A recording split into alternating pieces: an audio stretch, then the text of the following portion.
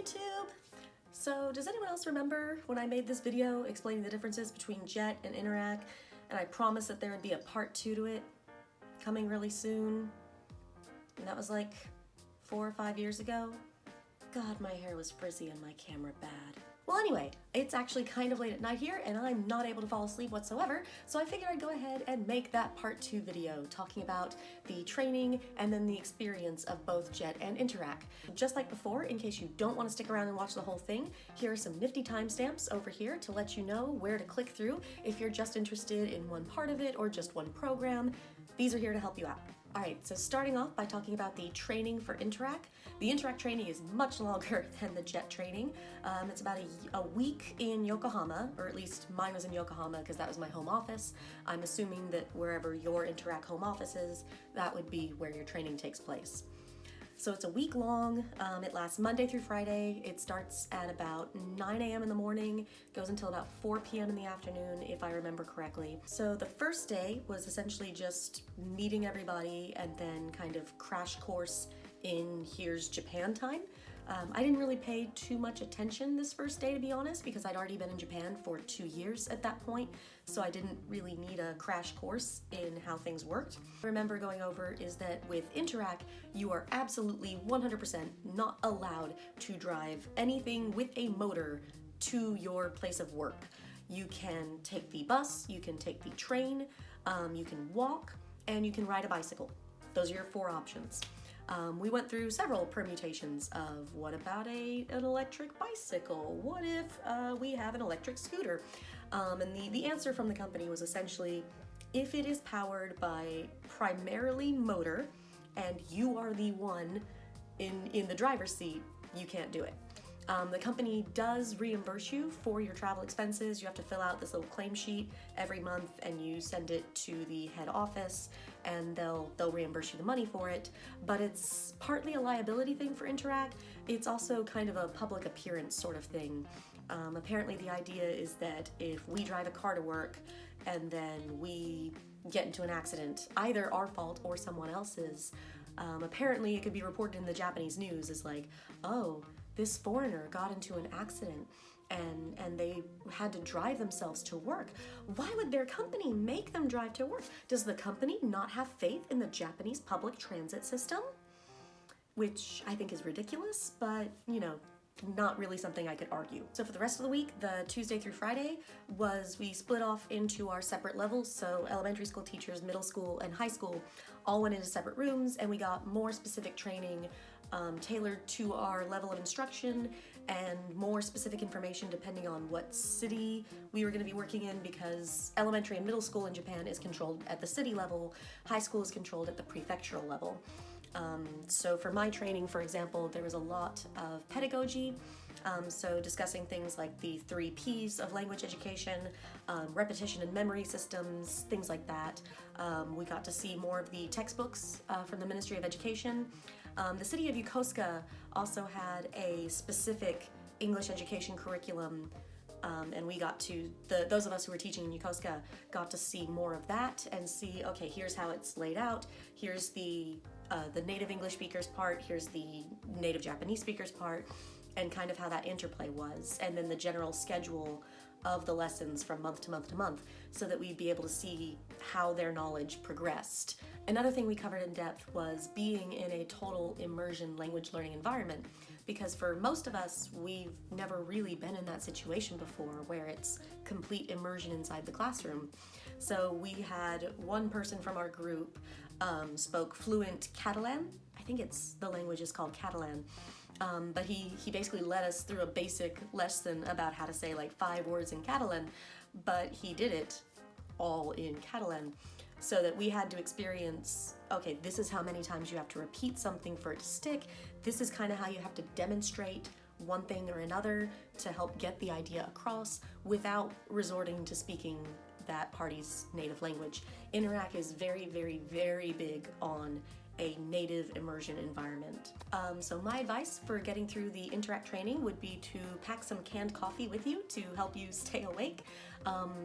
While I'm obviously very interested in teaching pedagogy and styles and methods, it's still a long day to be focused on that all day, every day for a week straight. I was exhausted at the end of it. So I definitely recommend some coffee, some soda, some tea, whatever you need to stay awake. My other big advice would be to make a good impression on everyone at the head office as much as you can, because you're gonna see those people again come evaluation time.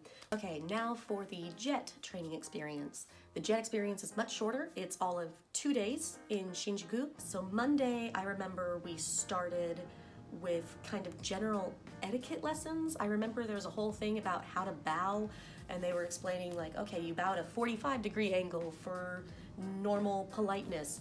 You bow at a full 90-degree angle to deeply apologize for something.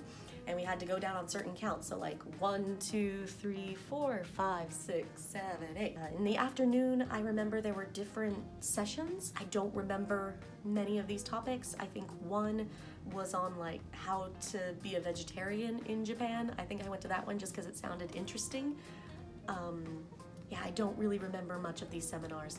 You're told very specifically that you cannot skip out on these. I think the second day I did. I just fell asleep in my room after lunch because I was exhausted and jet lagged. I ended up not getting in trouble, but I do remember hearing about some other people getting chewed out or yelled at because somehow it was discovered that they weren't at the sessions like they were supposed to be at. My advice for getting through the JET orientation would be to be on time everywhere for everything. I would occasionally see people who were running late to things, and they would be getting chewed out by some Claire staff or JET program staff. Someone would be yelling at them about wasting this opportunity. You're getting paid for the time that you're at orientation. So you'd also get yelled at about wasting the government's money, wasting your employer's money, wasting your time. It did not look like a pleasant experience to get yelled at for that. I'd also recommend most of the prefectures throw something at night for their incoming jets. Fukushima jets were known for always having a big enkai, which is where you go out for dinner and drinks at a nearby izakaya. And it was really fun. It was good to meet everyone.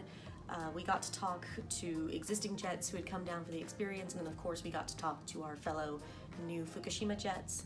These events aren't required in any way. You can totally skip out, do whatever you want in Tokyo, or just stay in the hotel room and sleep. But I would recommend getting to go to them. Now talking about my experiences with both Interac and JET, I'll start with Interac again. So for both of these though, I do want to throw out the customary each situation is different warning that you see all the time. So these are going to be very subjective. These are me talking about my experience where I was. Your mileage may vary. Just want to be really clear about that before we get going. In general, I felt way more useful with Interac than I ever did with the JET program. I had the lesson guides from Yokosuka City that of course we all followed, but within those lesson plans there was some variation. I got to talk with my coworkers a lot more. We had a lot more interaction. One of my favorite things about my experience with Interac, and I know for a fact that not everyone gets to do this, but I got to work a lot with the special education kids. One of my schools, my primary school, had me working with the special education class once a month, and that was eventually bumped up to once a week once we found out that I was pretty good at this. But after I did that for a couple months, my secondary school heard from other teachers, etc., that I was doing this at the other school, so they had me start up special ed English lessons in their school because that had never been done before for them. So how special ed works in Japan, at least for the schools I was at in elementary school in Yokosuka, was the kids would still be assigned to a homeroom. So they'd still be a part of, grade 2, class 1 or something like that. But a lot of their time was spent pulled out in a special education classroom. This is normally called like the Tanpopo class or something like that. It normally has some sort of cute name. And as a result of me being with them in their special education room, a lot of them really, really liked it. They thought it was so cool that they finally got English lessons like the rest of their classmates. They started to get more comfortable when I would go to their standard assigned classroom with the rest of their neurotypical classmates. They would want to come and be a part of those lessons. So it was a way to get them more comfortable being in their homeroom with all the rest of their classmates.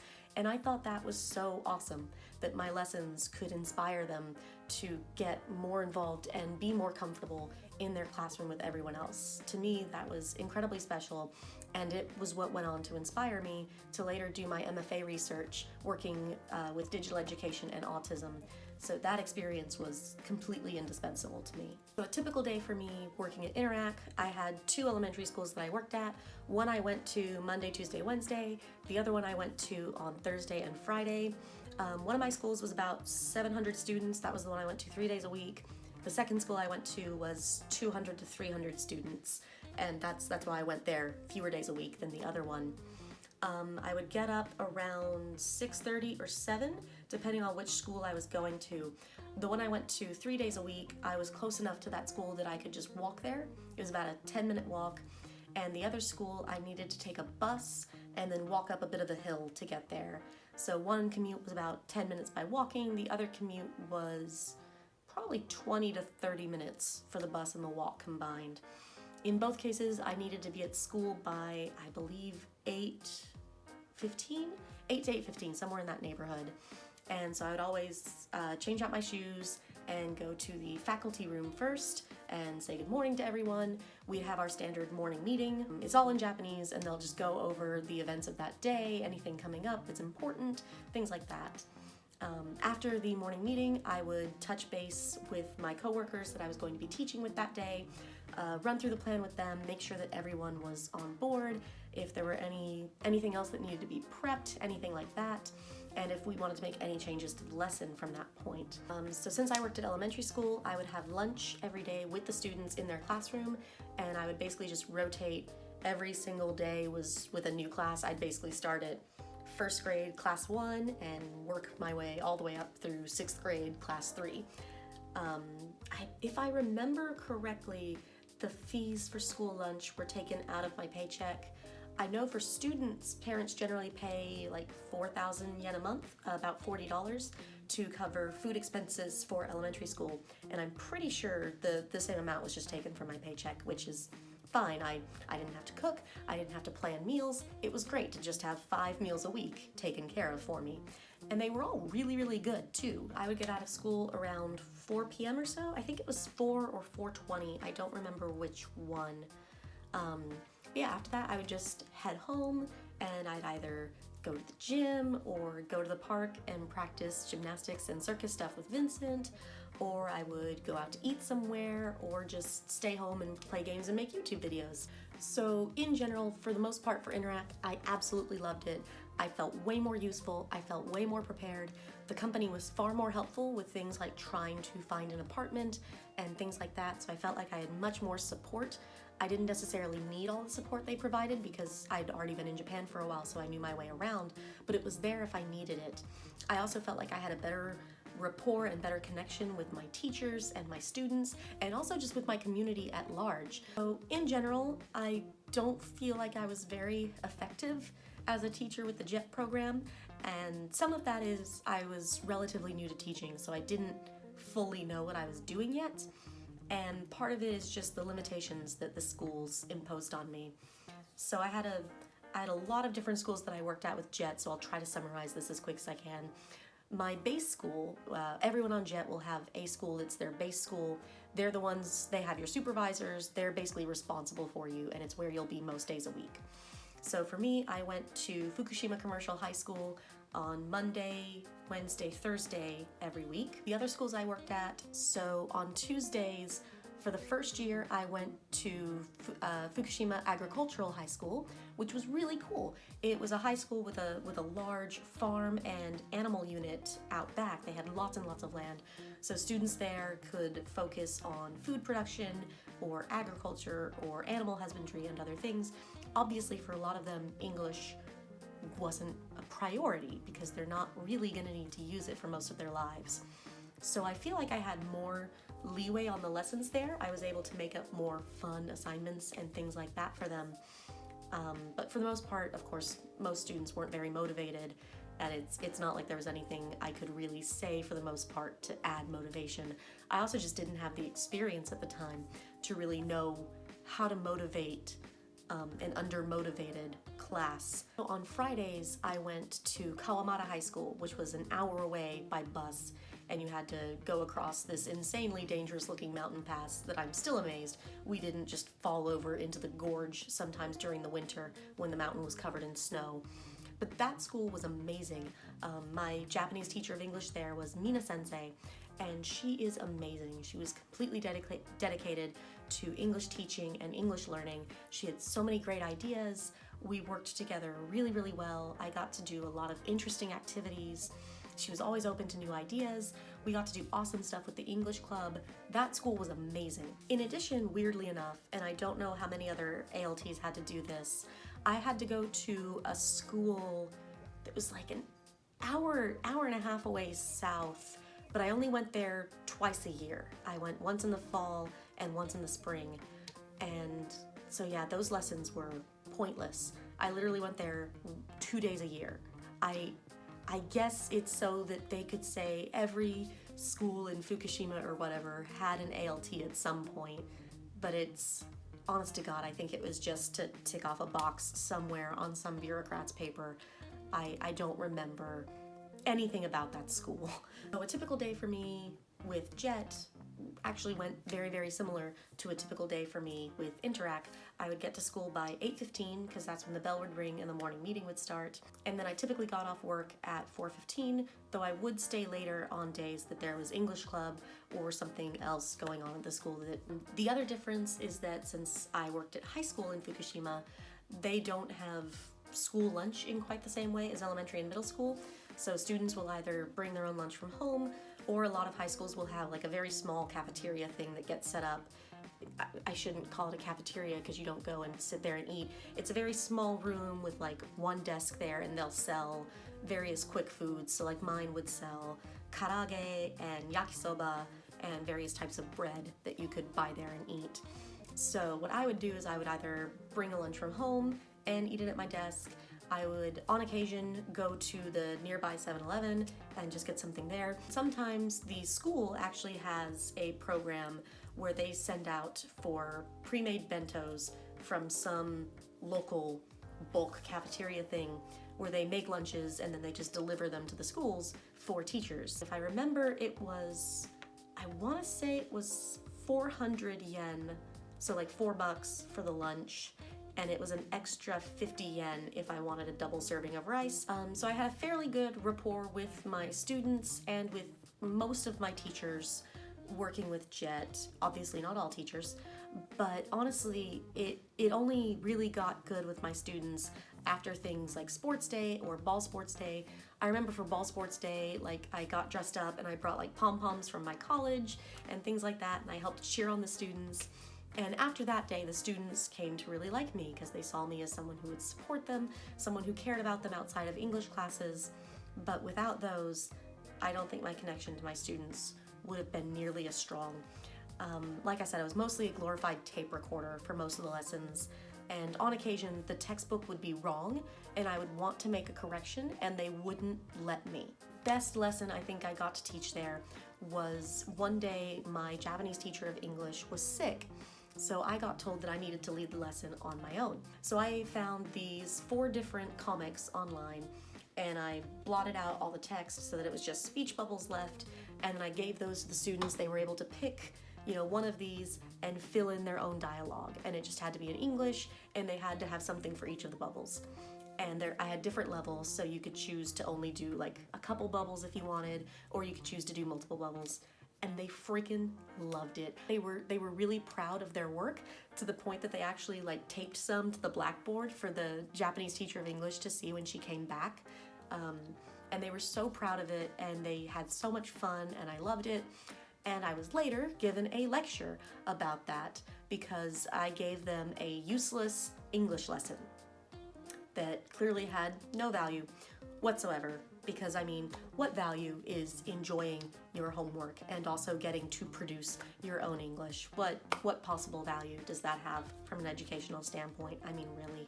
So one thing JET did have that Interac didn't was they had the JET language program, which you could select from one of 3 levels, beginner, intermediate, or advanced. I took the advanced track, and they would send you a book once a month and a test. and they would teach you Japanese grammar and things like that. If you want free Japanese lessons that are just given to you in a textbook format, JET has that. I would much sooner recommend Kumon in Japan has Japanese lessons geared for native English speakers. Those were way more useful, way more easy to follow. I much preferred those. JET also has the funding. You can apply for it and you have to get accepted, but they'll give you a small grant to take a TEFL course online, which is teaching English as a foreign language. So that's how I got my TEFL certification. I didn't have to pay for it. JET did entirely, and it was really useful. That was really my first taste of true foreign language pedagogy and how to teach these things. And it did make my lessons much better, and it better set me up for teaching Interac, and then for my now teaching experience at UTD.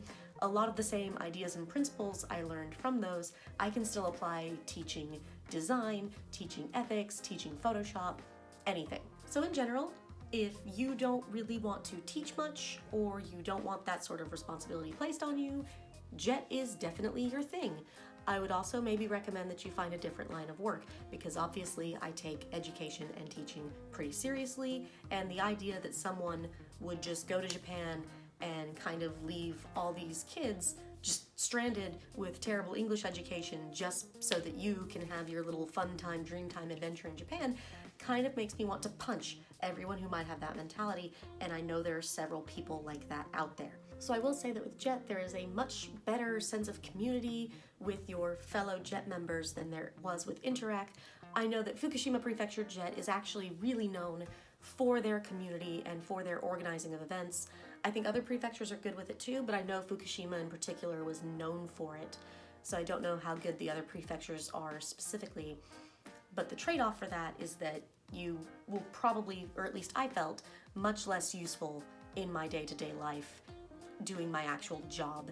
And since I'm the sort of person who tends to pride myself on my work and my job, this sort of wore me down over time, and it's what led me to eventually switch jobs and work somewhere else. In conclusion, for the two of them, I vastly prefer Interac to JET. JET is more famous and more well-known, but Interac, I feel, gave me much more valuable job experience, much more valuable life experience, and was just the better program for me moving forward in my life and in my career later on. JET, I feel like it's much more geared towards people who just got out of college. Maybe they're still trying to figure themselves out. They don't really know where they're going yet. And I think that's who that's geared for, whereas Interac is expecting more of a working professional sort of person. I'm obviously incredibly grateful to the JET program for accepting me and letting me go and paying my way to Japan and getting me started. Obviously, I feel very honored and privileged to have even been accepted to get interviewed for JET, let alone actually be accepted and shortlisted to go to Japan with them. But at the end of the day, if I could do it all again, I would probably choose to try for Interac first so that I could keep that contract longer and get more of that professional hands-on teaching experience that I now use every single day of my life. If you have any questions that I can answer about life in Japan, if you're about to go there, or if you're just curious, or if you're worried about something, please leave a comment down below. I would be more than happy to help out and answer anyone as much as I can. If you have ideas for future videos or other topics you'd like to hear more about in depth, also leave a comment and I will see what I can do as far as getting those done. I promise it won't take 4 years this time around. Thank you all so much for watching, and I hope you have a wonderful day.